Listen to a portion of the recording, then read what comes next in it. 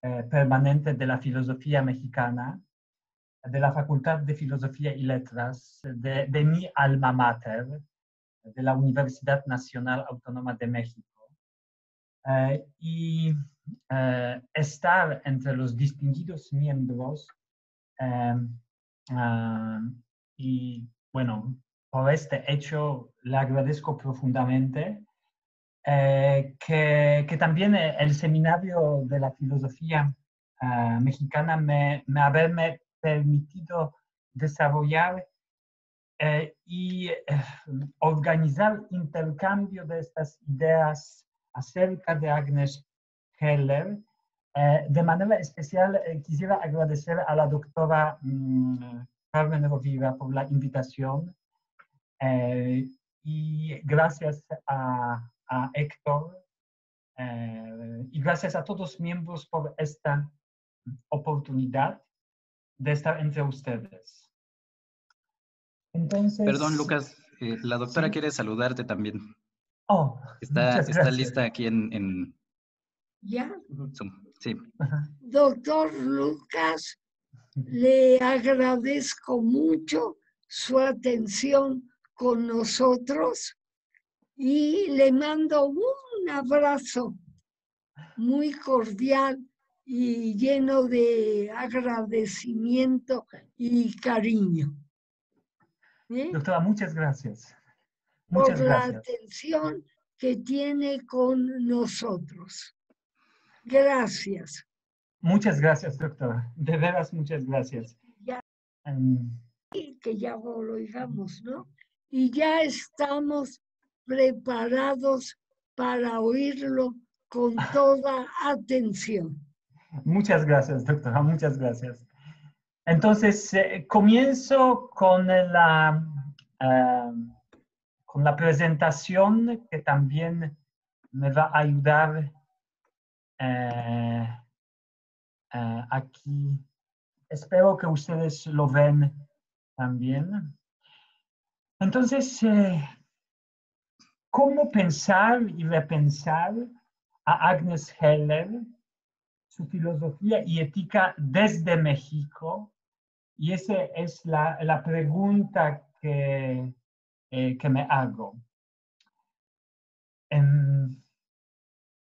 Pero comienzo de la reflexión personal y esta reflexión personal apareció algunos días, hace una semana. Una maestra me preguntó en una universidad de Cracovia y de Varsovia también, ¿por qué tanta filosofía en sus reflexiones sobre la historia social del siglo XX? Estoy impartiendo una materia que se llama Historia Social siglo XX-XXI en la Universidad de Varsovia. Y esta maestra me preguntó, y yo mismo me pregunté, ¿por qué la importancia de la filosofía? Y me estoy dando esta respuesta, porque con la reflexión filosófica podemos entender mejor la historia. Y la filosofía es la disciplina basada en refutación. Y esto significa un constante diálogo, el pensar, defender su hipótesis. En la filosofía no hay verdad revelada, porque si hubiera esta, no tendríamos por qué reflexionar, debatir, pensar. Y junto esto con un pensamiento de Nietzsche, quien decía, la filosofía es una especie de autobiografía. Entonces mi respuesta a la maestra, esta polaca, era, estudiantes van a tener incluso más filosofía de la historia por su valor reflexivo y autobiográfico. Porque para mí, yo no soy una persona que estudie filosofía, pero para mí la filosofía es como un caparazón que simboliza la superficie de la Tierra. Y quisiera empezar de esta fotografía que es al lado derecho, porque justo lo que muestra es templo, uno de los más bellos del mundo maya, más importantes, no es Chichén Itzá, pero es Uxmal, y allá se encuentra el templo de las tortugas, y esta es vista del palacio del gobernador, y esto en el estilo del Puig, dedicado al mundo acuático. Es un mundo, digamos, es un templo muy sencillo, pero tiene una profundidad, un respeto que se debe dar a este mundo acuático. Y eso es algo muy también personal, porque me acuerdo mucho cuando con Agnes íbamos al Museo Nacional de Antropología de México y ella encontró esta tortuga y le gustaba mucho y quería mucho esta fotografía con en este animal. Me parece que así es la filosofía, es un caparazón que simboliza la superficie de la Tierra. Y según Agnes, la religión, por ejemplo, es la verdad revelada, no cuestionable. Y lo parecido ocurre en la verdad estética, que se basa en la verdad revelada. Sin embargo, la filosofía ofrece otro tipo de la verdad. Es justo verdad basada en discursos de refutación.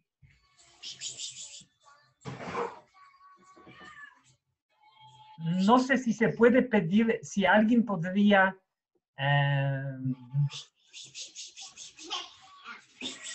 Sí, estamos ubicando el micrófono que está abierto, que hace un poco de ruido. Una disculpa. Sí, muchas gracias. Sí, sí. Entonces, vuelvo a esta idea que me pasó yo con Heller, si la filosofía como caparazón de tortuga, porque allá se encuentra en diálogo y en la verdad absoluta, verdad revelada que es religión, que es el arte también, justo los filósofos son abiertos a la falsificación de las teorías. Y con esta pequeña introducción, yo quisiera proponer un método para esta reflexión de hoy. Y que este método es precisamente pensar con Agnes, mi maestra, pero también amiga, pero en contra de ella. ¿Sí? Entonces, buscar también dialogar con ella y no necesariamente estar siempre de acuerdo. Vivir sus palabras, pero dialogar con ella críticamente, objetarlas. Además, utilice también un método de la heterointerpretación y para pensar con Heller. Y por eso quisiera finalmente proponer a ustedes la siguiente índice de mi presentación. Hago esta introducción. La primera parte se llamará Historia versus Filosofía de la Historia en Fragmentos. La segunda parte, La Libertad Trascendental. La tercera, Humanidades, Artes, Expresión Literaria. Y la última, Conclusiones. Esa es la guía para nuestro encuentro de hoy. Y como ya les mencioné, la pregunta de la investigación que quisiera contestar, justo me gusta mucho también proponer a ustedes el método que voy a emplear, que es pensar con ella en contra de ella. Y que es heterointerpretación, que justo de procedencia griega, bajo dominación que quiere decir otro, entonces me quiero acercar a otras disciplinas sin miedo. Y este primer método, pensar con él en contra de mi querida maestra, permite no convertir el pensamiento de Heller en un fósil. Y eso me parece muy importante. Entonces, comienzo con la primera parte. Filosofía versus filosofía de la historia en fragmentos. Agnes Heller retoma el problema de la historia en dos momentos de su vida. Primero, en los principios de los años 80, en 1982, publicó una obra, Teoría de la Historia, y después en los años 90, en 1993, cuando se publica La filosofía de la historia en fragmentos. Y parece que son solo una década o menos. Pero aquí está la transformación del pensar, no solamente sobre la historia, pero la filosofía y a la ética. Entonces, déjenme ubicar la publicación de la teoría de la historia en los principios de los años 80. Es todavía un tiempo inmerso en el mundo bipolar de la Guerra Fría, antes de Perestroika y Glasnost de Gorbachev, antes de Lech Wałęsa de Václav Havel. La teoría de la historia tiene la sombra hegeliana, y aquí aparece el espíritu absoluto. El libro se divide en 4 partes. En la primera parte se titula Historicidad, que a su vez se divide en 3.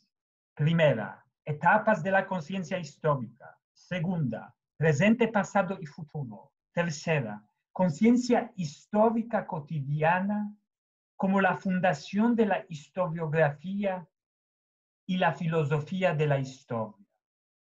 Domina confrontación con la dictadura que anula las necesidades humanas. Son los años también cuando Heller, junto con su marido Ferenc, publica un libro, Dictatorship over Needs, es decir, la dictadura sobre las necesidades.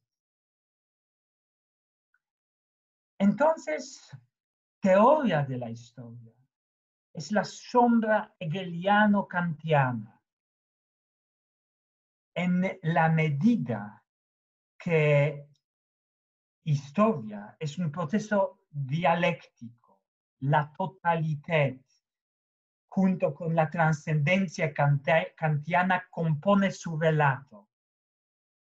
Según Heller, aquí cito, la construcción y proyección de la historia de pasado, presente y futuro es el tipo transcensus kantiano, realizado por aquellos que expresaron y expresan el espíritu de los tiempos modernos, que es la historia. Fin de la cita.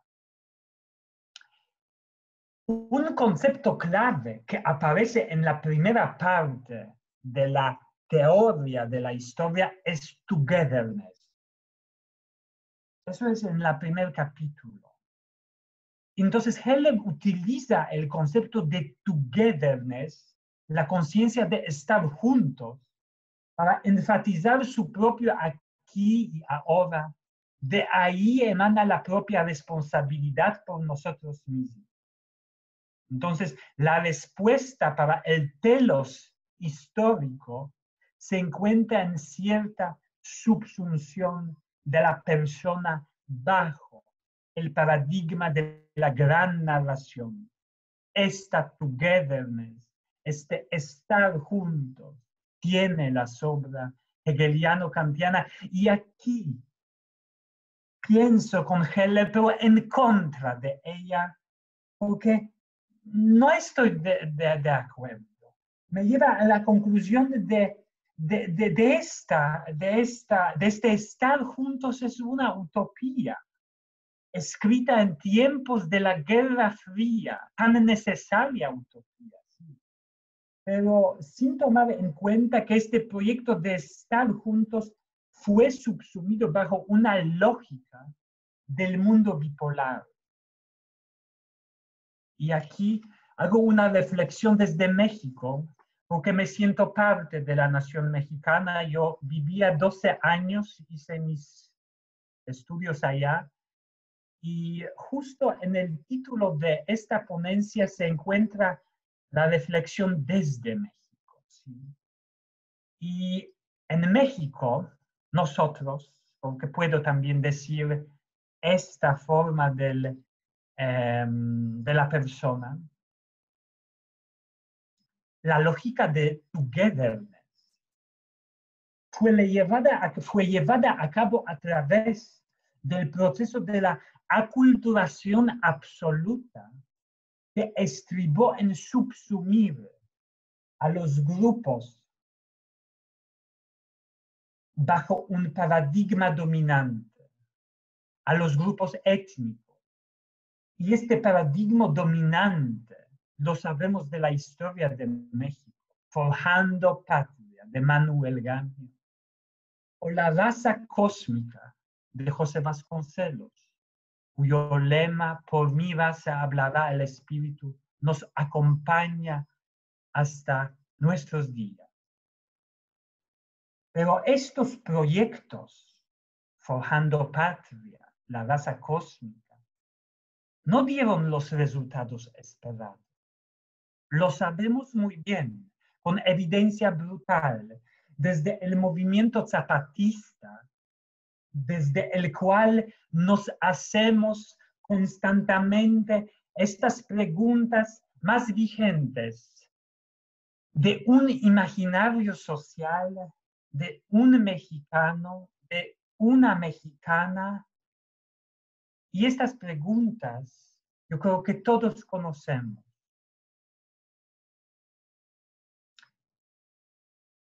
¿De qué tenemos que pedir perdón? ¿De qué nos van a perdonar? ¿De no morirnos de hambre? ¿De no callarnos en nuestra miseria? Sí. Fueron publicadas el 18 de enero de 1994. Estas preguntas que siempre es como mantra, nos van a aparecer en nuestro imaginario social mexicano. ¿De qué tenemos que pedir perdón? Y también se refieren a la tragedia de los estudiantes de Ayotzinapa, brutalmente asesinados en 2014. Y entonces, las últimas palabras de la teoría de la historia de Agnes Heller son: podemos vivir la vida honesta, ¿por qué no deberíamos probar? No son suficientes.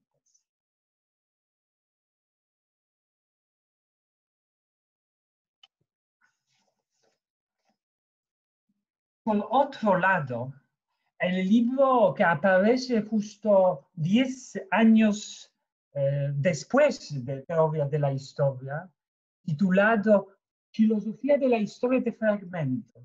Me acuerdo ese día cuando íbamos con Agnes Heller al Museo Nacional de Antropología, me decía que ese es uno de los pocos libros que ella estaba bien feliz de este libro. le gustó mucho hablar sobre la filosofía de la historia de fragmentos, porque es otra lógica, es completamente otra Agnes Heller, y eso es bella en ella, o sea, es otra cara de ella, es también otro mundo, es un mundo postmoderno, una visión pluri y multipolar. Estamos después de la Velvet Revolution en República Checa, en Solidaridad, en Polonia, en el Muro de Berlín. Es otra historia. ¿Sí? El libro comienza, eso es interesante, con un capítulo titulado Contingencia. Así somos, seres contingentes. Poseemos la contingencia cósmica. Justo. De ahí la condición del hombre, su contingencia azarosa como aquella de un poema de Gabriela Mistral, Premio Nobel de Literatura de Chile, País de la ausencia. Cito, ni puente, ni barca me trajo hasta aquí. No me lo contaron por isla o país. Yo no lo buscaba, ni lo descubrí. Fin de la cita.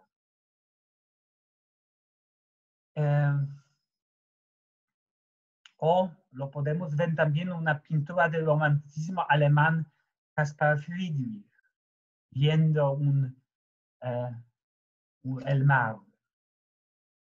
Entonces, justo esta contingencia humana, contingencia cósmica, se trata de la reconstrucción en la obra de Heller, reconstrucción postmoderna, esta postmoderna conciencia histórica, yo diría.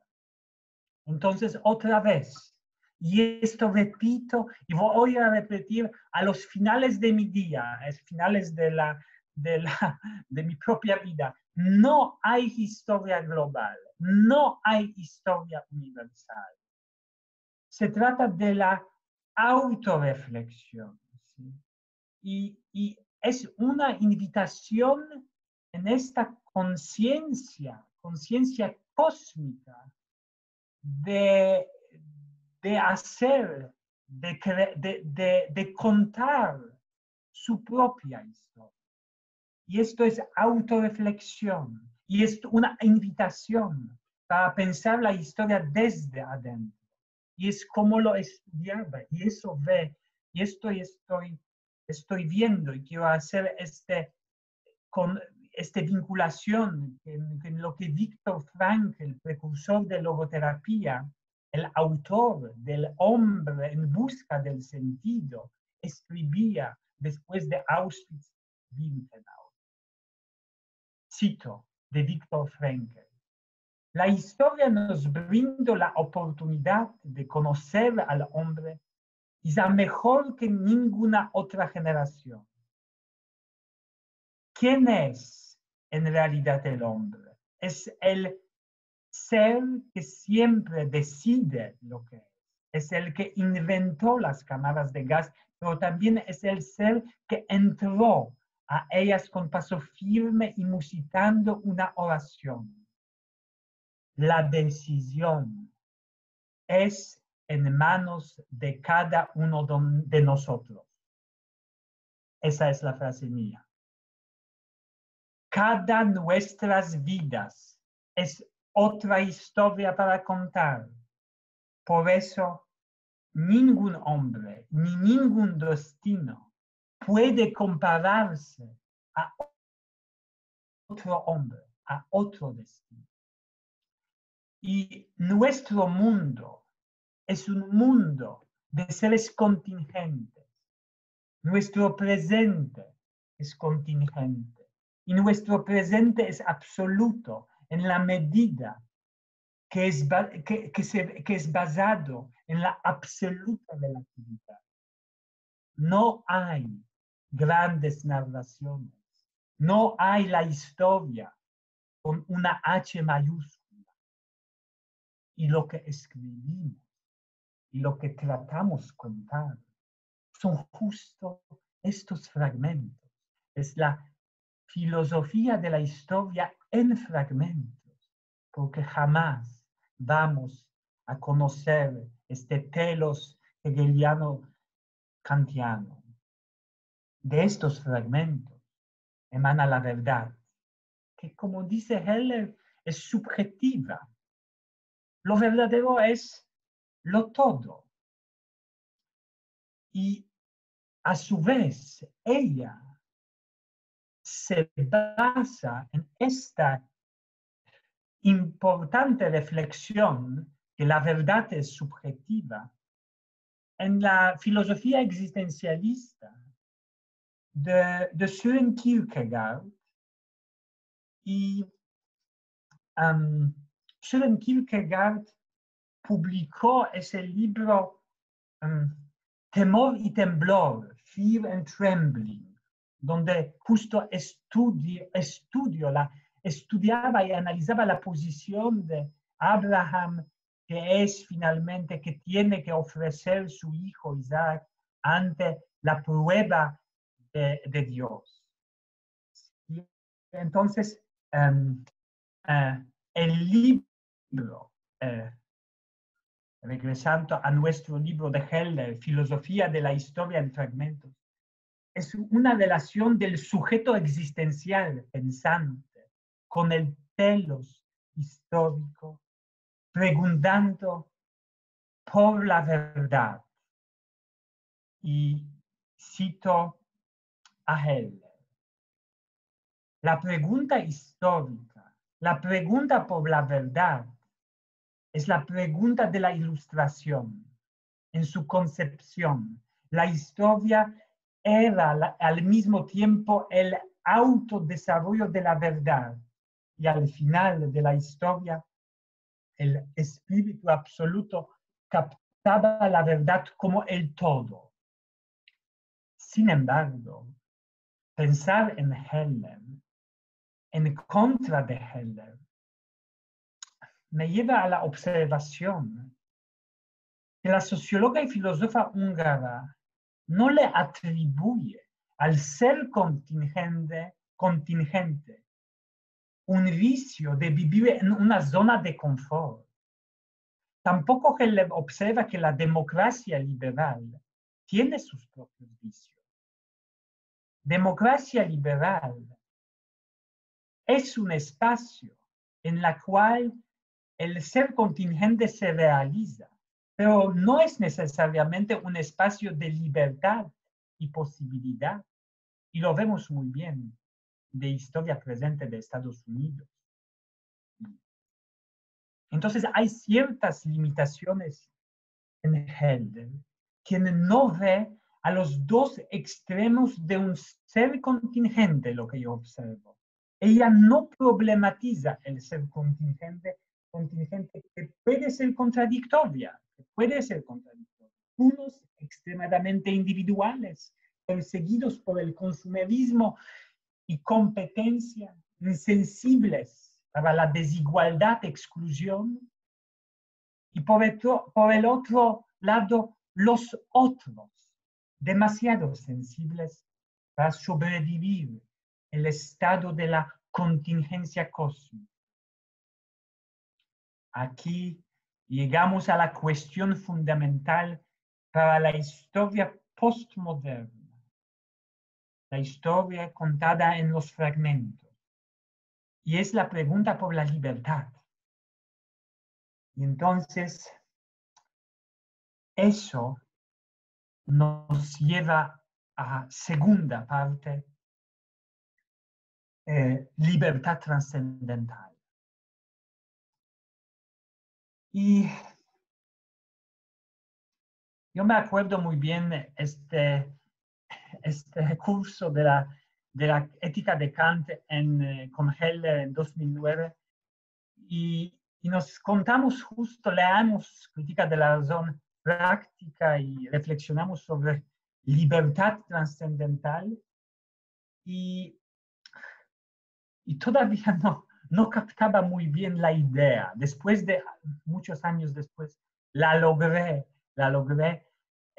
finalmente entender ella y por qué el concepto de la libertad trascendental es tan fundamental para la obra de Agnes Heller. Porque para Agnes Heller la libertad trascendental es absoluta, es sin condición y fuera del tiempo. Y esa es palabra que utilizaba muchísimo. En inglés, timelessness. Y esto no es lo mismo que eterno. La palabra eterno, eternity, es en este tiempo. Y siempre decía que no, la libertad no es de este tiempo. Es una libertad timelessness, es fuera del tiempo. Y se basaba mucho en Immanuel Kant, que toma la forma de una máscara durante un carnaval. Entonces, para ella, libertad trascendental es una máscara que uno puede tomar durante el carnaval. Y uno puede tomar diferentes formas de máscaras, pero su fuente siempre será la libertad. Y la persona humana es compleja. Nunca se puede entender completamente. Tenemos diferentes roles en la vida y ponemos diferentes máscaras. Pero siempre aquí aparece la libertad trascendente que atraviesa. Y en esto también se apoya mucho en Kierkegaard. La ética es en sí misma universal, al igual que para Kant el imperativo categórico es el imperativo de la humanidad en nosotros. Y a la elección moral de nuestro propio yo es en Søren Kierkegaard también la elección de la responsabilidad intersubjetiva. ¿Por qué? Porque cuando yo hago una elección individual personal dentro de mí mismo, me elijo también dentro de mi nación, de mi tiempo, de mis padres, mi carácter, todo lo que hay en mí, así que nada puede determinarme, ya que los he elegido todo. El ser humano es por eso un creador. Y yo añadiría que yo creo que esta libertad trascendental tiene que ver mucho con empatía, con el otro ser humano, pero también consigo mismo. Y me refiero a dos obras que últimamente leí y en esta dirección quisiera entender. Es húngara psicóloga, vive en Estados Unidos, se llama Edith Eger y publicó últimamente 2 libros, Choice y el otro Give. Es sobreviviente de Auschwitz-Birkenau. Dice en Choice, en este libro, pone una frase: a una persona nadie se le puede privar lo que se pone en la mente. Es también la estudiante Edith Eger de Viktor Frankl. Entonces, es la visión del sentido del hombre después de la tragedia de Auschwitz. No existe tal situación que el hombre no tenga una opción libre para tomar una decisión acerca de ser libre, incluso en situaciones extremas. Y esto se pone en este contexto la evidencia la importancia de la elección, ese choice, de la autoaceptación y el trabajo en la propia libertad, que es una práctica de por vida, una elección que podemos hacer una y otra vez cada los días. Y sobre todo, abrazar nuestra propia libertad, abrazar a nosotros mismos. Y cuando eres libre, asumes la responsabilidad de ser quien realmente eres. Y cito la cita de Edith Eger. La libertad proviene de enfrentar y decir la verdad. Y esto solo es posible cuando creamos un clima de amor y aceptación dentro de nosotros mismos. Fin de la cita. Entonces, la libertad radica en aceptar todo nuestro ser imperfecto desde nuestro nacimiento, desde cuando fuimos niños, y renunciar a la necesidad de perfección. Porque, y aquí otra vez cito a Edith Eger, eres el único a quienes nunca perderás. Fin de la cita. La elección de vivir cada momento como un regalo, de abrazar a sí mismo, de abrazar lo que es.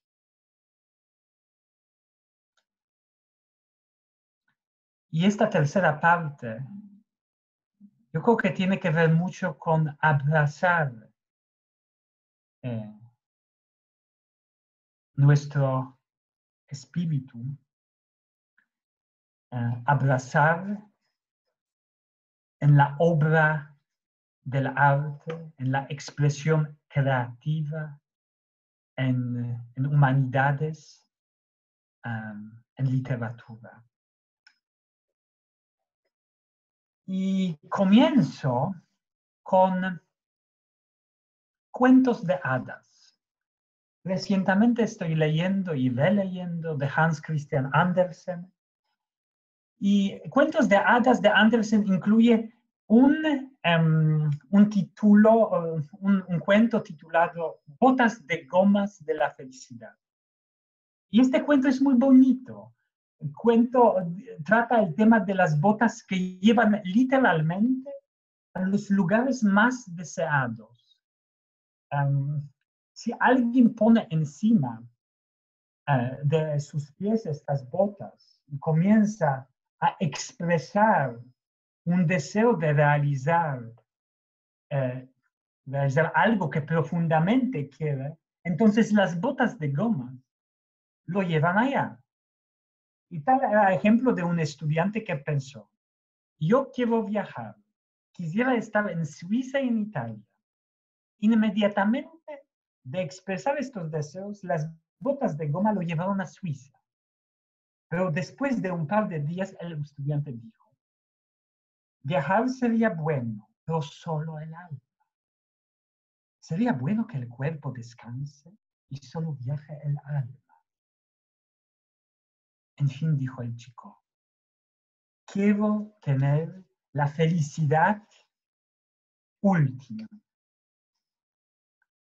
Entonces las botas de goma lo llevaron al ataúd, porque estaba en este momento muerto, con la sonrisa de la bondad eterna. Y ese cuento, ese tan profundo cuento de Hans Christian Andersen, pues muestra que la felicidad última y suprema se encuentra en el ataúd, porque nuestra vida busca constantemente la felicidad absoluta de ser feliz, pero esta aparece no en esta vida. Mientras tanto tenemos que luchar, mientras tanto tenemos que expresarnos, tenemos que crear, tenemos que escribir, tenemos que convivir con los otros, tenemos que convivir con nosotros mismos, abrazarnos. Vivir con Schwärmerei. Es un concepto alemán que quiere decir que un sentimiento místico, para describir un entusiasmo por la vida tal como es. Significa nuestra labor creativa en esta vida. La vida creativa a través de heterointerpretación. Les quiero proponer. Es un método implementado no solamente por Heller, pero introducido por Georgi Lukács en una obra de 1912, El alma y la forma, que publicó Lukács en el estudio de los ensayos. Por primera vez allá, pero Heller lo perfeccionó.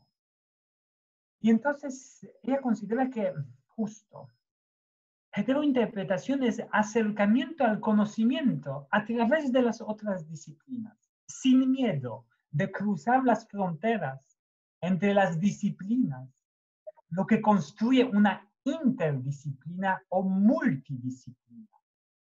Heller considera que cuando uno es experto en disciplina principal, digamos un filósofo, entonces debe utilizar el método del análisis de la disciplina principal para entender las otras disciplinas, para entrar al mundo a otras disciplinas que no necesariamente son de la ciencia, son también, deben ser, de la expresión literaria, de las humanidades, arte. Por eso, uno de los últimos libros, me acuerdo de Heller, y eso fue publicado en 2015, Shakespeare hace filósofo histórico. Entonces presenta las obras de Shakespeare del siglo XVI como un gran filósofo de la historia. Porque el método interpretativo, y yo digo así, y esa es mi aportación, es la novela histórica. Y es la novela histórica en el momento, un día después de un nacimiento de un gran escritor, uno de los más grandes, yo diría el más grande mexicano, y todos lo sabemos quién es Carlos Fuentes. Ayer fueron sus cumpleaños, hubiera cumplido 92 años. Y Carlos Fuentes publicó en 1975 una obra magnífica a la cual me voy a referir en este momento, Terra Nostra, y a la cual estoy en este momento leyendo. Conseguí la versión polaca, que muy rápidamente fue traducida al polaco. Justo la tengo esta versión de 1981, publicado por Wydawnictwo Literackie en Cracovia. El viejo mundo, Stary Świat, Nowy Świat y el tomo tercero. Entonces, quisiera referirme a la lectura de Terra Nostra de Carlos Fuentes para hablar sobre el método de la heterointerpretación. Porque la historia aquí no se cuenta con una H mayúscula, pero a través de propios personajes de la vida, muy comunes. Ok, está Felipe II rey, Ludovico Celestina, hablan entre sí, pero lo que es interesantísimo en Fuentes, y sobre todo en el primer tomo, en el viejo mundo de Terra Nostra, es reconstruir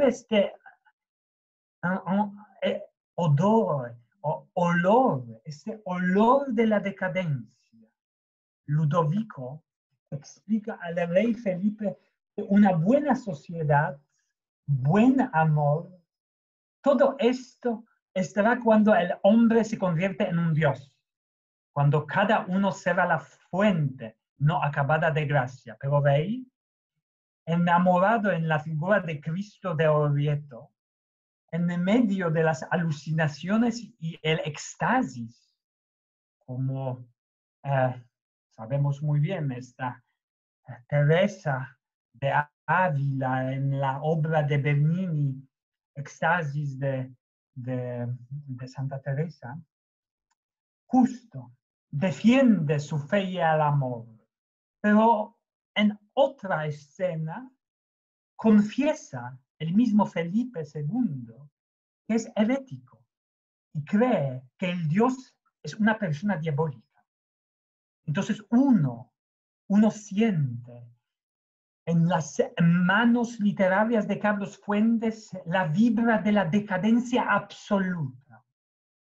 Y entonces propongo pensar en contar las historias propias de unos seres contingentes. Nuestros fragmentos de las vidas contingentes son incongruentes.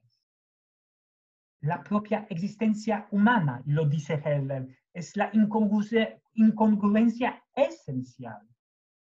Pero no olvidemos, todo, absolutamente todo, es bello cuando es al mismo tiempo incongruente, heterogéneo y significa una negación con respecto a un punto de partida. Lo mismo el concepto de la belleza, que tiene dos condiciones fundamentales para Heller. Es heterogénea y es al mismo tiempo una negación. Entonces, me pregunto, ¿quién debe narrar en la novela histórica? ¿Quién debe narrar? Mi respuesta, no se debe narrar en la primera persona, pero tampoco la segunda y la tercera. Tampoco la cuarta, que podríamos decir sería una fusión de las demás, la primera, segunda y la tercera. Alguien que narra hoy debe ser un narrador empático, el narrador prójimo a sí mismo, un narrador, y aquí empleo este concepto, en la quinta dimensión, saliendo de la primera, segunda, tercera, cuarta.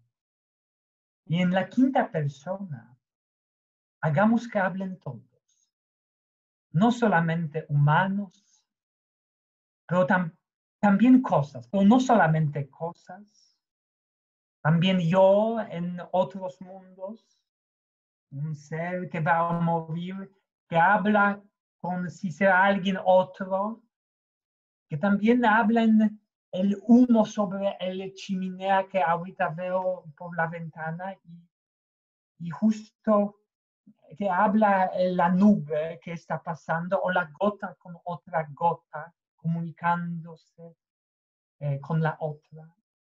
Inventar la quinta persona que nada es la tablera y la expresión perfecta para esta persona se encuentra en la prosa poética. Y aquí antes incluso tenía el pensar un pequeño ejercicio, pero no sé si nos da tiempo, pero todos nosotros hagamos un esfuerzo de escribir en media página algo que tiene que ver con prosa poética, enfrentar nuestro telos, nuestro propio ser dentro del tiempo de la justo pandemia, en nuestra reflexión en esta quinta dimensión, narrar en quinta dimensión. Les dejo esta tal vez tarea para que hagamos un esfuerzo y hagamos nuestra propia literatura, nuestro propio aporte, porque en lugar de las conclusiones, lo que vivimos ahora que justo lo que mencioné es narrar en quinta persona esta pandemia en la cual finalmente vivimos. Y la pandemia para mí es muy importante, y eso es en lugar de las conclusiones, pequeñas palabras para finalizar mi discurso, porque pone en evidencia la interdependencia humana que fue destruida. ¿Y por qué hablo sobre la pandemia justo después de mostrarles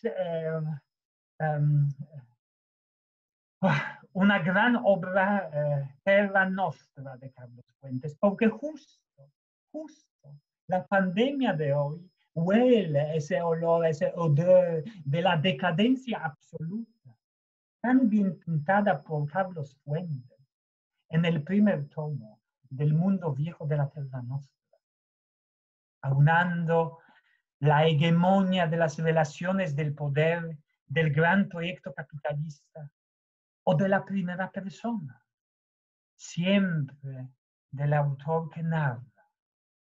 La pandemia pone en evidencia una crisis civilizatoria actual, una crisis perfectamente captada en Terra Nostra.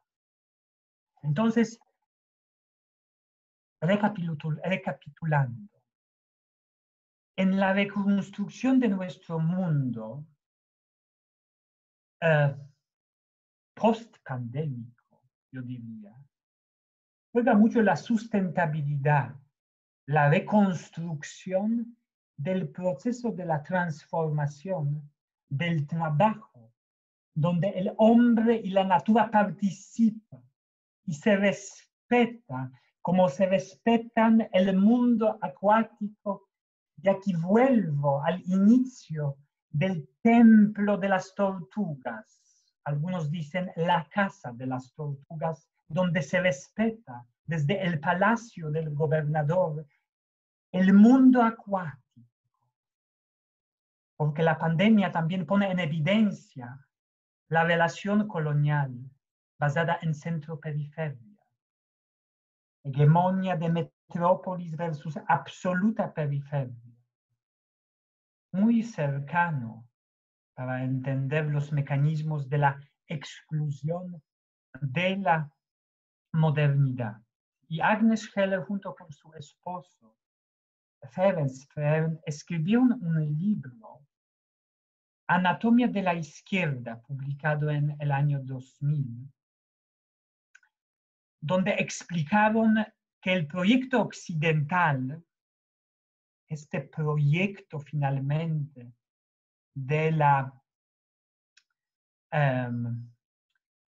decadencia, justo, ha encerrado, cito, un elemento de autoengaño, un principio de autofrustración, la convicción dogmática de que el capitalismo era extensible al mundo entero.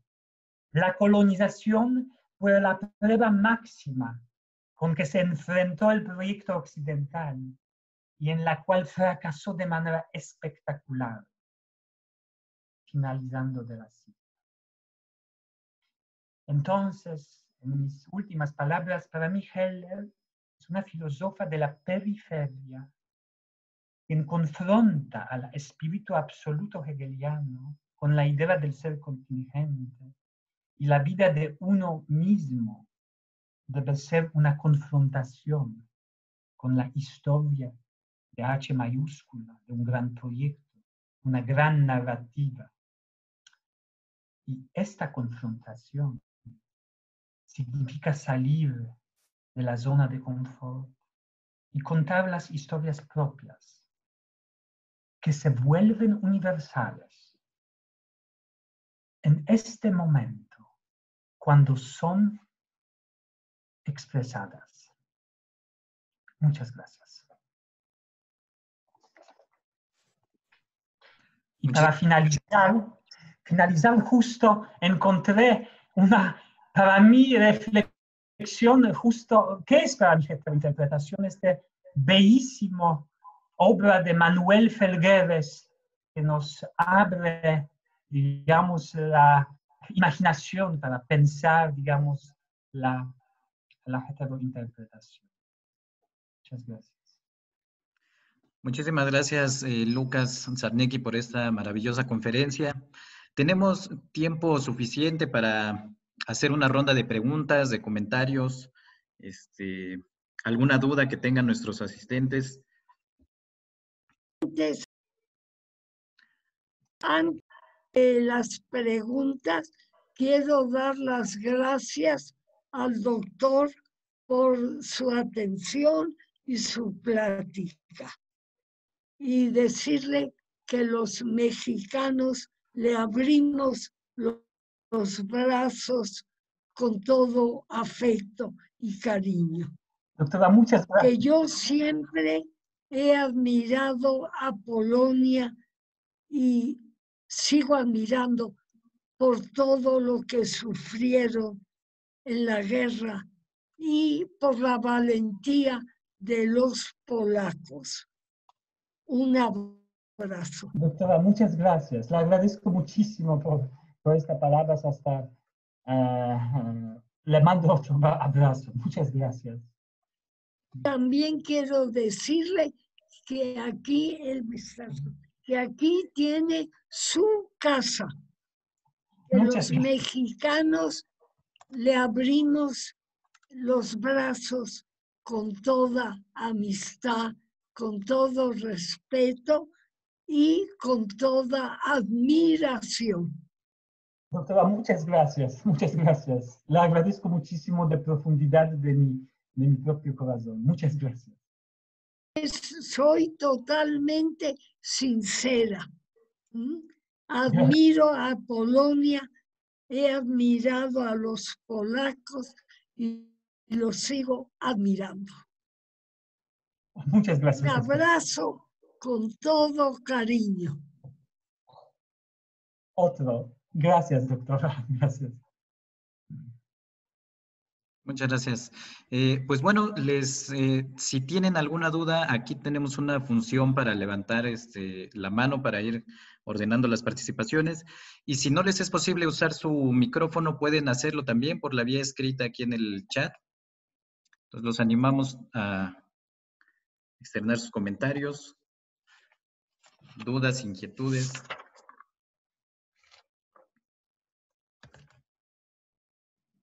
Veo ¿cómo se llama? Es una pregunta en relación del libro de la psicóloga.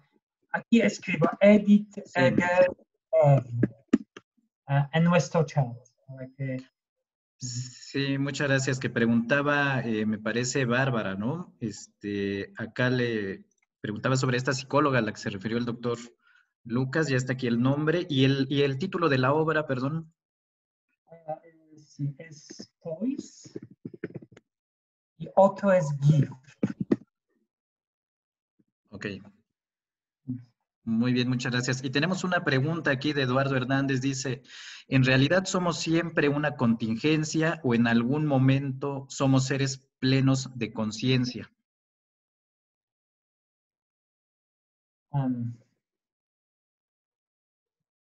Justo, yo creo que esto es, respondiendo a esta pregunta, que me parece muy, muy importante. En Heller, esta es la pregunta que ella hace. Y en cierto momento de la vida, estamos seres inmersos en no contingencias. ¿Sí? Tenemos que enfrentar estos pelos. ¿Sí? Y como yo comenzaba de hablar de que la filosofía es como autobiografía, ¿sí? Entonces me parece que ella escribía su propia autobiografía, entonces en un mundo tenemos una posición que es de menos contingencia, y esa es la posición en los años 80, y después en 90, absolutamente otro extremo, ¿sí? Somos seres contingentes.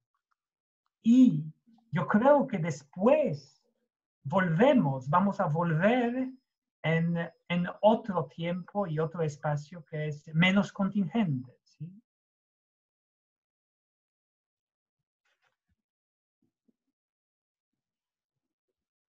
Ok, muchas gracias. Vamos a darle la palabra a Argenis, por favor, Gabriel Argenis, que ha levantado la mano, y luego leemos otra pregunta que está aquí en el chat también. Hola, buenas tardes a todos. Un, un comentario con tres elementos a partir de lo que comentaron y una pregunta. Bueno, me pareció muy interesante esta idea. Yo no estoy muy familiarizado con la filosofía o el pensamiento postmoderno, pero esta idea de historia a partir de los fragmentos, que está una pequeña primera duda, si se puede decir que la filosofía postmoderna plantea una filosofía a partir de los fragmentos. Esa sería una primera pequeña duda. Y creo que en realidad eso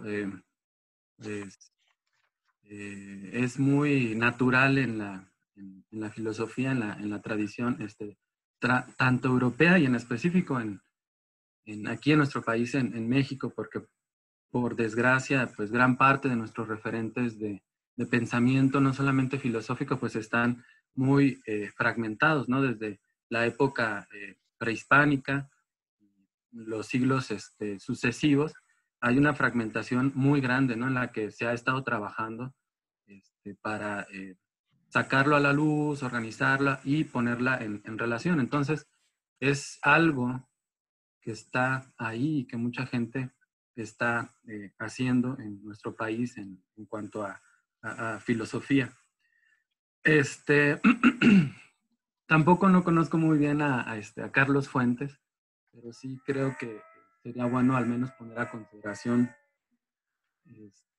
no sé, por ejemplo, a Sor Juana, ¿no?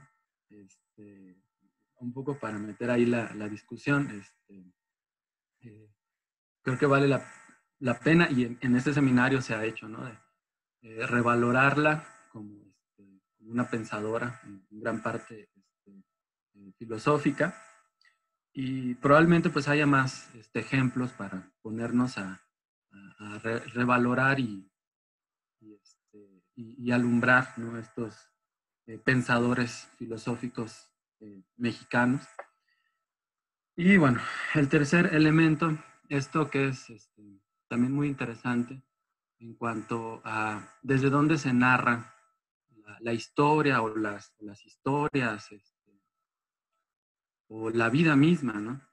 El ser mismo, desde dónde se narra, ¿no? Y este llamado a superar, pues, estos esquemas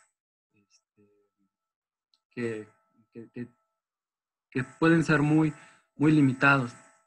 Y sí, la literatura, el arte, pero sí más en específico la literatura, pues nos da grandes ejemplos, nos dan mucho material para pensar estas posibilidades, estas configuraciones narrativas. Y yo de inmediato, ya que se tocó el tema de la literatura mexicana y en específico de la literatura del siglo XX, recordé una obra que me parece fenomenal, y que justo una de las cosas sorprendentes es que la voz narrativa es un pueblo. Y esta obra, además es muy significativa, se llama Los recuerdos del porvenir, de Elena Garro, que se conecta un poco con lo anterior, ¿no? Elena Garro, que hasta los últimos años pues se le está también reivindicando, justo porque quedó pues ahí oculta entre estas grandes figuras como Octavio Paz y el mismo Carlos Fuentes y muchos otros hombres en específico. Pero esta obra, que para mí es maravillosa, tiene esta peculiaridad, ¿no? Que quien narra es un pueblo, es la voz del pueblo que dice: en mis calles pasó tal gente. hicieron esto, hicieron lo otro, y es el que narra una historia. Y también vinculado con esto, otro referente pues mucho más conocido y reivindicado pues es Pedro Páramo, donde quien asume a veces la voz pues incluso son los muertos. Entonces esta narración incluso va más allá de los vivos, de los que estamos ahora, ¿no? Y se extrapola hasta los muertos. Entonces sí hay en la literatura y en la literatura mexicana mucho material para repensar estas formas en cómo narramos, como ya mencioné, la historia, las historias, la vida, nuestra vida. Y también un tercer elemento que está por ahí, no sé si aquí en el seminario se ha trabajado, y es la microhistoria, que fue desarrollada pues, en este siglo, principalmente, aunque no solo por Luis González y González, ¿no? que hizo un llamado desde la historia en específico a darle relevancia a la historia de los pueblos y de las regiones, y pues esta noción de microhistoria y de su importancia. Bueno, entonces ahí estaba un poco mi pregunta acerca de pensar a partir de los fragmentos, si se podía decir que es una especie de filosofía posmoderna o simplemente filosofía. Y también preguntarte, ¿tú qué responderías a los que podrían decir, pues no hemos salido de la modernidad, ¿no? De que estamos inmersos en esta gran narración centrada en un tipo específico de razón? Bueno, gracias. Gracias, Gabriel. Solamente, bueno, comentar que hay aquí ya otras preguntas también, entonces pedirles que sean muy concretos a la hora de formular su pregunta para que nos dé tiempo suficiente de atender todas las demás también, por favor. Entonces, Lucas, ¿quieres contestar esta pregunta de Gabriel Argenis y luego leemos las otras? O... Bueno, le agradezco mucho a Gabriel y a todas las personas que respondieron y hicieron las preguntas, y me parece son muy importantes, y me voy finalmente referir a estas de manera muy espontánea. Y yo más que nada estoy totalmente de acuerdo con Gabriel. Y cuando dijo sobre la fragmentación del mundo, de la historia en los fragmentos, yo diría que es tal vez una postmoderna, una visión postmoderna, pero para Heller es algo también personal, porque ella en 1991 recibe una invitación para ocupar la cátedra de Hannah Arendt, de la cual tampoco hablaba, porque finalmente me quería concentrar a otros tiempos. Debería finalmente mencionar, pero tal vez en las otras pláticas, pero a partir del 1991, entonces sale de Australia y en Nueva York, en New School for Social Research, ocupa esta cátedra y se confronta con el pensamiento de Hannah Arendt, y me parece que allá desarrolla también esta historia de fragmentos.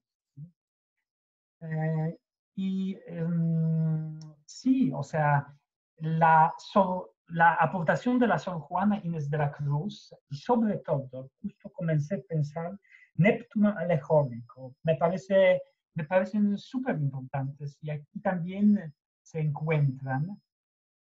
Y también comparto contigo, finalmente, Elena Garro y Juan Rulfo, realismo mágico, y hay cierta literatura, pero lo que yo creo que ella siempre invitaba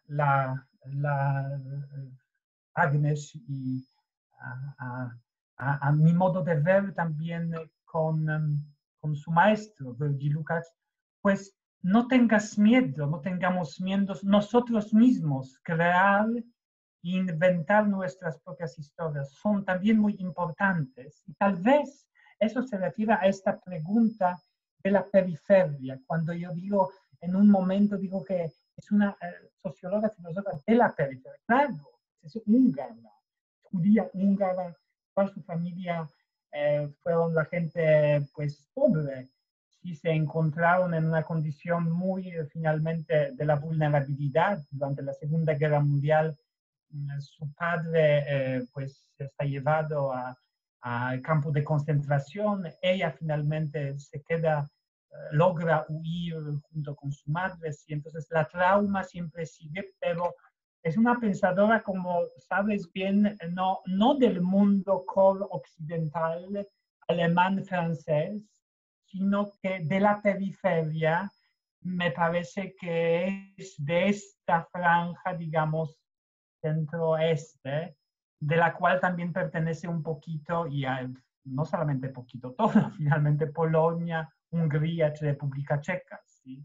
Todos queremos estudiar los grandes filósofos y pensadores alemanes, franceses, pero justo Agnes Heller abre esta oportunidad de contar las historias de sus propios fragmentos. ¿Sí? Y entonces, también contestando a esta pregunta, opinión sobre el sistema sexo-género, justo, yo veo también este problema en Agnes Heller. Este ser contingente es a su vez metido en el sistema de la reproducción capitalista de generación a generación, que se reproduce. ¿Sí? Entonces, observo que tanto teoría de la historia de los años 80 y historia de la filosofía de los fragmentos de los años 90 tiene la respuesta para su propio tiempo, pero son insuficientes estas respuestas. Nosotros tenemos que escribir las respuestas. ¿Sí? Y la aportación de Agnes Heller, sí, durante esta crisis del COVID, pues justo reconstruir esta idea del uno mismo, del amor por sí mismo, por su propio, finalmente, labor, que es siempre en relación con la natura. ¿Sí? Nosotros hacemos trabajo, y trabajo es una transformación de la natura. ¿Sí? Entonces, me parece que la sustentabilidad entendida justo como el proceso de llevar buenas relaciones con el mundo, digamos, de nuestra Pachamama, es lo importante. ¿Sí? Y me parece, yo creo que... Hay un par de preguntas también. José Luis Cortés decía, hola, buenas tardes, ¿podría contarnos sobre las estancias que tuvo Agnes Heller en México? Sí, es esta pregunta.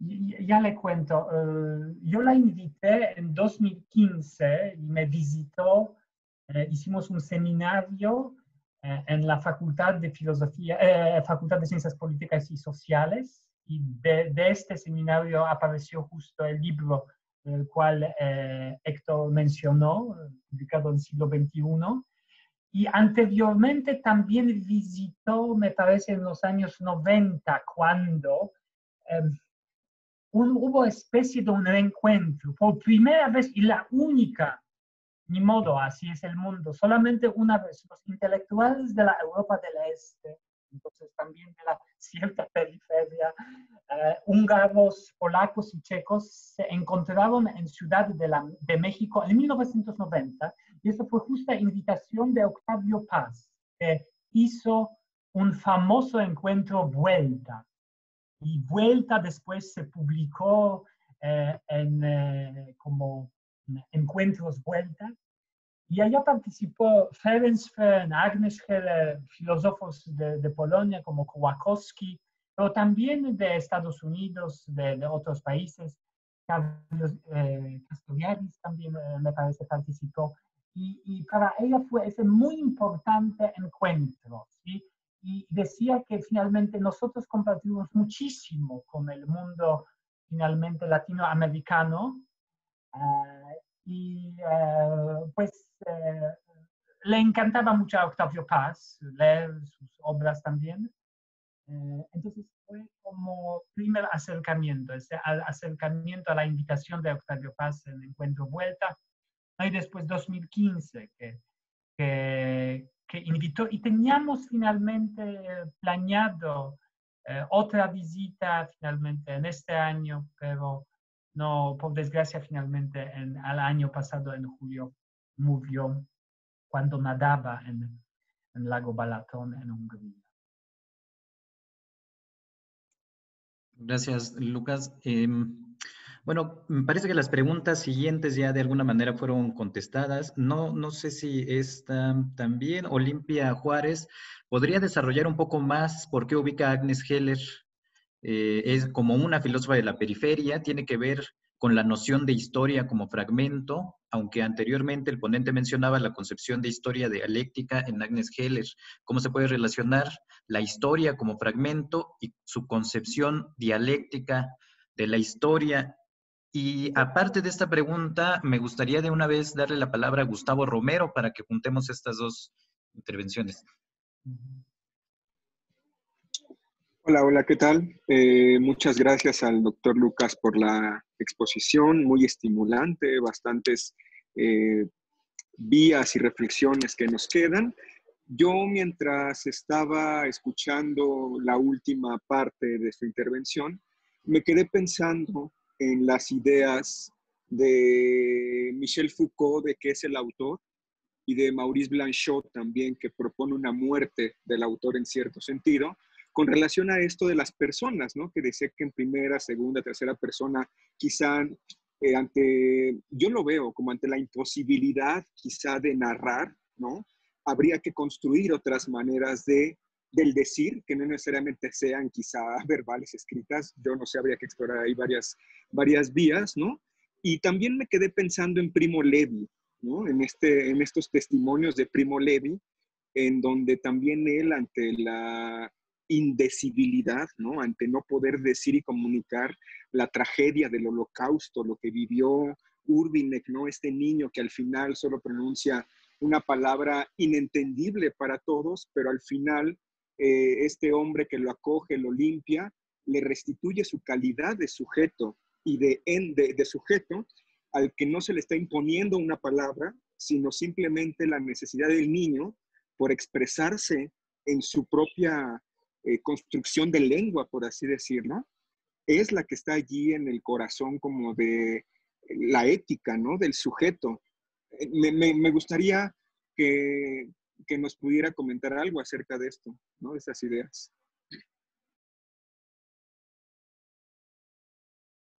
Le agradezco muchísimo por este comentario, porque justo yo más que nada quisiera estar de acuerdo con usted. Yo, como usted, así pienso, ¿sí? Que tenemos que realmente buscar otro tipo de narrador que cuenta, ¿sí? Esto de la muerte de la primera persona, de la segunda, de la tercera, y sí, ética del sujeto. Y yo creo que me encuentro la respuesta en un sujeto muy empático, con una empatía enorme, empatía consigo mismo también, ¿sí? Y entonces, y esto encuentro a su vez en la obra de la logoterapia de los psicólogos, ¿sí? Entrando al mundo psicólogo y también contando un poquito también también de mi propia persona. Y mi abuela estaba en campo, ¿sí? Sobrevivió, ¿sí? Entonces, de alguna manera todos tenemos ciertas traumas, ¿sí? Estas traumas contadas, bueno, habría que contar, ¿sí? Y es la mejor manera de hacerlo, ¿sí? Entonces, lo llamé la quinta dimensión, el narrador de la quinta dimensión, en empatía con absoluta empatía con absolutamente todo que se encuentra en mi escritorio, por ejemplo, con este papel incluso, ¿sí? Entrar en el mundo, en el papel, pensar que este mundo finalmente, bueno, fue hecho del árbol, ¿sí? Entonces, yo digo que es esto, ¿sí? Ir en este camino, ¿sí? Entonces, tener un narrador muy sensible y muy empático, y a su vez próximo a sí mismo, próximo al otro, que se expresa. Y por eso les invito muchísimo. Y si Héctor, te pido finalmente también ayuda en esto, hagamos este ejercicio de nosotros mismos, que las personas que están participando aquí, que manden tal vez a Héctor y si quieren también a mí, pues estas expresiones de media página para contar en este momento nuestros sentimientos y hacer algo que es justo prosa poética, hacer esta forma de expresión, ¿sí? Usted mencionaba Primo Levi y otros autores, después Michel Foucault. Sí, sí, pero para mí, bueno, es Lukács y su obra El alma y las formas. ¿Cómo meter mi propia alma en la forma? Y para mí la forma, la más difícil, según Alfonso Reyes, es el ensayo, es el centauro de los géneros. Yo diría un poquito acompañando a gran don Alfonso Reyes, yo diría que es, que es prosa poética, un cuento poético, ¿sí? Que es forma corta donde nosotros cabemos, ¿sí? Y nosotros podemos finalmente, a su vez, desarrollar esta capacidad de entender y describir nuestra historia en fragmentos, ¿sí? Y entonces, y aquí, contestando a Olimpia, justo hablaba sobre esta idea que es también incongruente en la misma Heller, ¿sí? Es la historia dialéctica, ¿sí? Y esa es profunda amor por Hegel, la obra hegeliana, espíritu hegeliano, la fenomenología del espíritu, que siempre está finalmente pensando a partir de la teoría de la historia, pero a su vez la noción de los fragmentos, ¿sí? Entonces uno podría decir que contradictorio, ¿sí?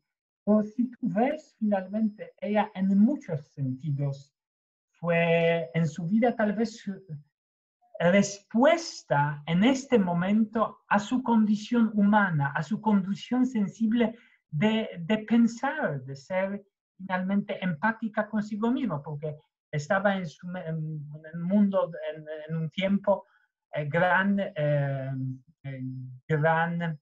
parte del mundo marxista y pertenecía al Partido Comunista. Después rechazó todo esto, después fue expulsada del partido y tuvo que refugiarse en la Trobe University en Australia y después en Nueva York.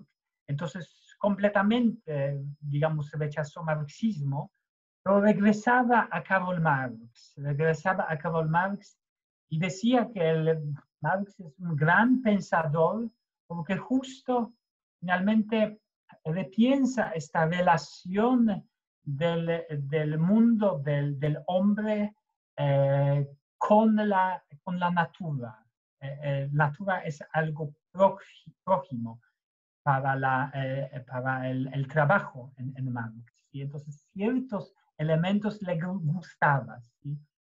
Entonces decía, por ejemplo, me acuerdo una anécdota que incluso en el tiempos del Marx, decían que usted es marxista, ¿sí? ¿Qué significa este marxismo? Y mismo Karl Marx decía, pues yo no sé qué es marxismo, pero yo soy Karl Marx. Y siempre ella, recordando a Karl Marx, decía, justo, ¿cuál es mi filosofía? Pues sí, tal vez contradictoria. ¿Quién soy yo? Soy Agnes Heller. ¿Sí? Entonces, completamente yo creo que de acuerdo con la reflexión y con Olimpia Juárez sobre esta contradicción entre historia dialéctica y historia contada en fragmentos. Bueno, es justo, de la periferia, ¿sí?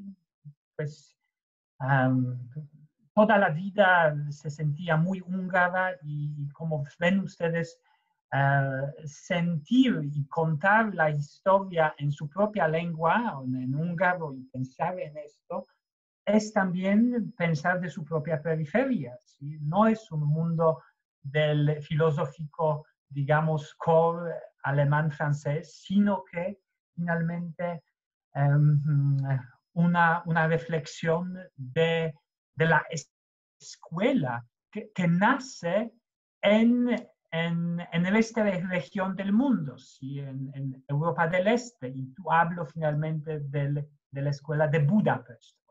La escuela de Budapest nace después de la Segunda Guerra Mundial,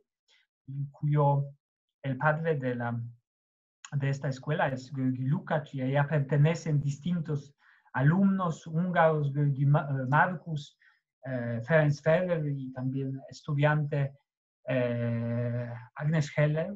Entonces es cierta visión finalmente de este tipo de acercarse al ser prójimo, y la reflexión tiene que ver mucho con también heterointerpretación. Ellos emplean mucho la idea de la heterointerpretación, entonces no tener miedo, cruzar las disciplinas y los últimos textos de Heller no fueron los textos sobre las obras literarias, sobre Shakespeare y sobre los dramas. ¿Sí? Le encantaba teatro en esta última parte de su vida, y el teatro del absurdo, el teatro de Molière, y ella como filósofa se sentía como el pez en el agua, hablando sobre la importancia del Chekhov y su filosofía del tiempo. ¿Sí? Entonces, es esto. Me parece que es todo, o si hay alguna pregunta. Bueno, aquí Sandra Sixto preguntaba, en México, ¿qué tanta libertad trascendental puede obtener nuestra filosofía? Y me parece Luis Jafet Martínez también tenía una pregunta. Si quieres, Jafet, tomar la palabra. Claro. Primero que nada, es un gusto conocerlo, doctor Lucas. Estoy asombrado totalmente y lo admiro, evidentemente. Sí, bueno, me guío un poquito sin ánimo de responder la pregunta de la compañera, pero me parece que bueno, yo estudio en la UAMX, en el Estado de México, y precisamente estoy realizando una tesis sobre filosofía maya. Un intento tal vez en lo que realizó el doctor León Portilla, obviamente no con tal lucidez, pero es un intento precisamente para como tratar de ampliar un poquito el panorama, ¿no? Es lo que yo intento. Entonces, me parece bastante atinada esta visión de, como lo decía también la compañera Bárbara, de el templo de Uxmal, ¿no? Y pues esta visión de la filosofía como caparazón parece que nos encubre, ¿no? Entonces, sí, esta visión periférica a partir de Agnes me parece pues lo más,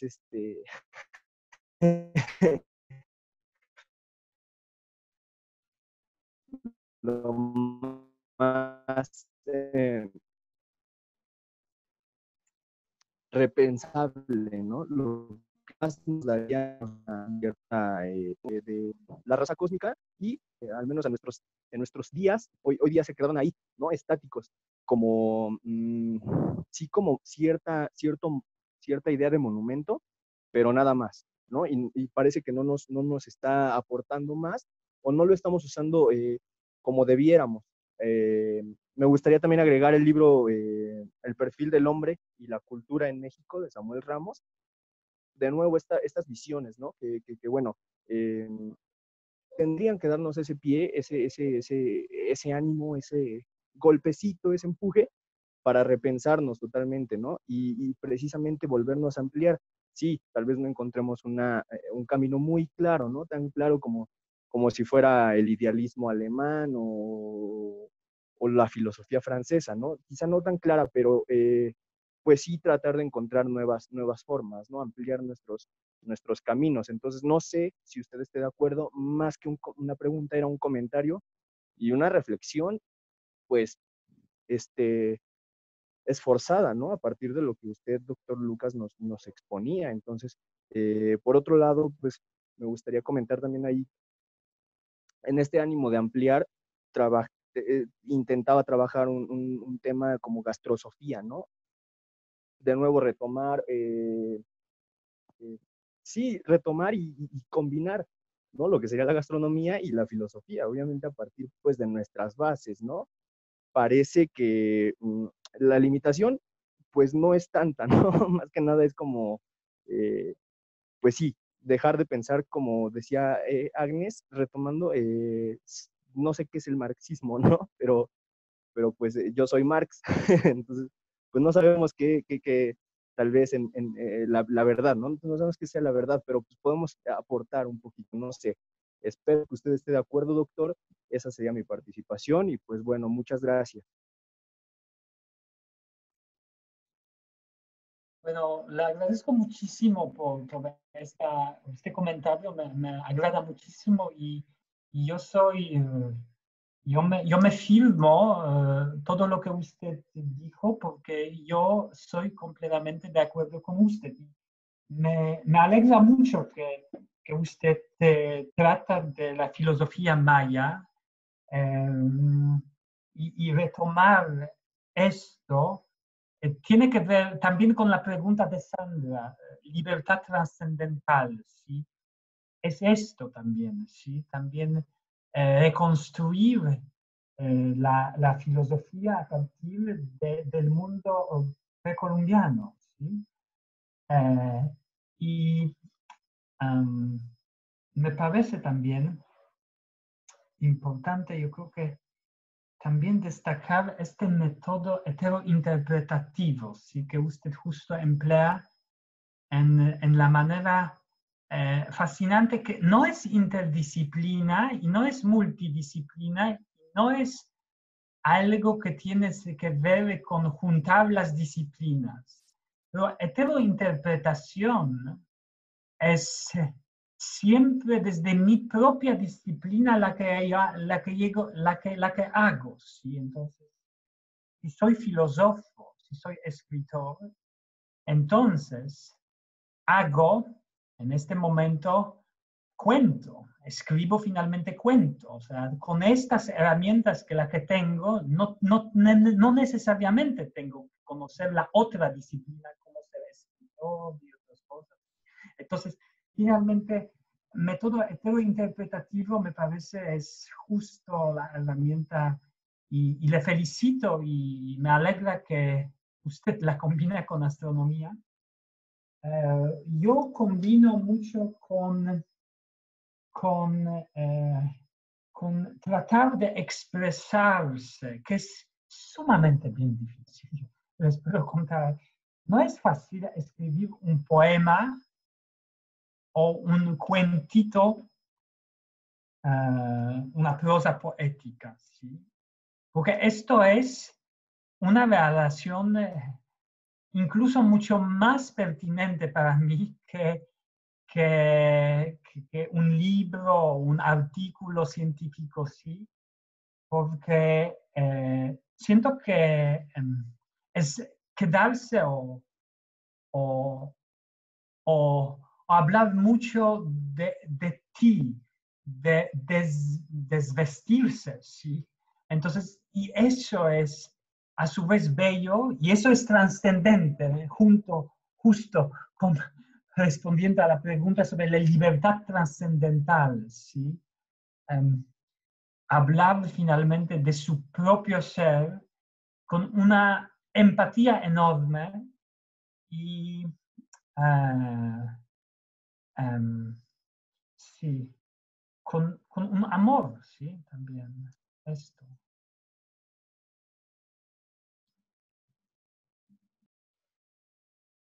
Muchísimas gracias, doctor Lucas. Pues bueno, creo que con esto podemos cerrar la sesión. En realidad es que ha sido una conferencia maravillosa. Muchísimas gracias por esta, eh, esta conferencia que nos dio sobre Agnes Heller. Muchísimas gracias también a todos nuestros asistentes y a todos quienes han formulado sus preguntas interesantes y sus comentarios. Lucas, ¿te gustaría cerrar con algún comentario? Sí, pues yo la verdad, de mis propias palabras, no sé, en polaco gracias es dziękuję, ¿no? Porque eso es, me lleva a mi propio lenguaje, que quisiera agradecer a ustedes con sencillez de mis propias palabras, pero este dziękuję, gracias, es justo finalmente para ustedes que respondieron con sus comentarios y con las preguntas que me parece que estamos en el mismo hilo conductor para entender el mundo de Agnes Heller. Y con esto vuelvo finalmente a agradecer profundamente al Seminario Permanente de la Filosofía Mexicana que me han permitido aquí estar otra vez con mucho cariño a la doctora Carmen Rovilla de manera especial a Héctor que coordina y pues gracias. Muchísimas gracias, Lucas, por esta conferencia, por tus palabras. Y bueno, justo ahora la doctora quería también agradecerte, pero me informan, acaban de tener algunos problemas, se desconectó su computadora. Ojalá que ahora en lo que vamos cerrando, pues alcance a conectarse para despedirse de todos ustedes. Y bueno, pues muchísimas gracias. Queda abierta la invitación entonces que nos hacía el doctor Lucas Sarnecki para hacer este ejercicio de prosa poética, si quieren escribir una media cuartillita, y sí valdría mucho la pena que nos lo compartieran, que pudieran enviarlo al correo del seminario permanente, que ahora lo ponemos acá, pero seguramente todos o la mayoría lo tienen, es filmexunam@gmail.com, ahí en el chat se los acabo de poner, ahí nos pueden hacer llegar su ejercicio o directamente a Lucas también. Si quieres, Lucas, darnos tu correo o quieres que nosotros te lo reenviemos, te lo podemos hacer llegar. Ahora no te estamos escuchando.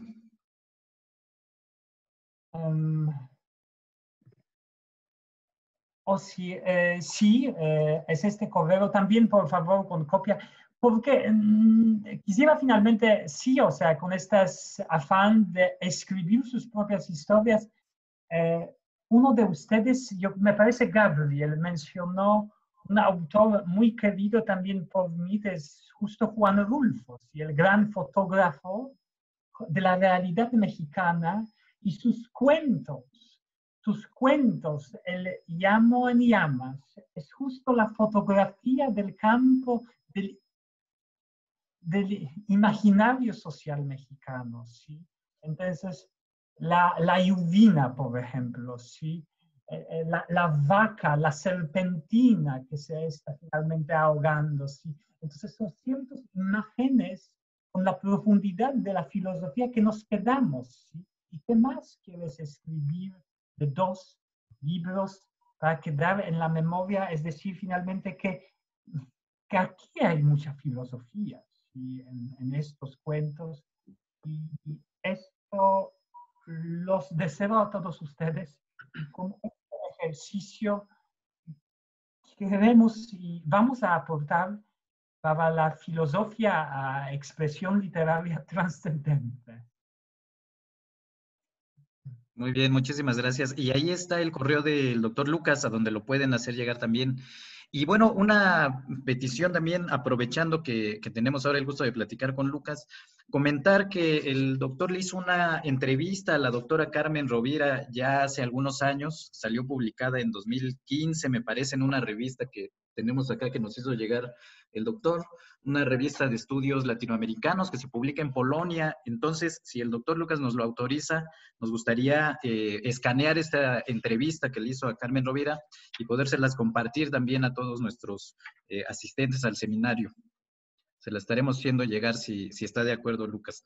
Sí, sí, claro, eso es un gran honor y le agradezco muchísimo por esta posibilidad de difundir las ideas de la historia, porque creo que hay mucho en conexión de la obra de la doctora Rovira, que tiene que ver mucho con la historia de los fragmentos y tiene que ver mucho con la filosofía del ser contingente de Agnes Heller. Entonces, obviamente y por favor. Muchas gracias. Y ya volvió la doctora Carmen Rovira, que quiere decirte unas palabras también. Doctor, a él no. Doctor, le agradezco mucho su tiempo, sus palabras que nos ha dedicado a nosotros aquí en México. De nuevo, gracias por todas sus atenciones y espero poderlo atender mejor otra vez que nos visite. Por ahora le ofrezco mi casa, mi amistad y todo mi reconocimiento. Gracias de nuevo. Muchas gracias. Y bueno, pues muchísimas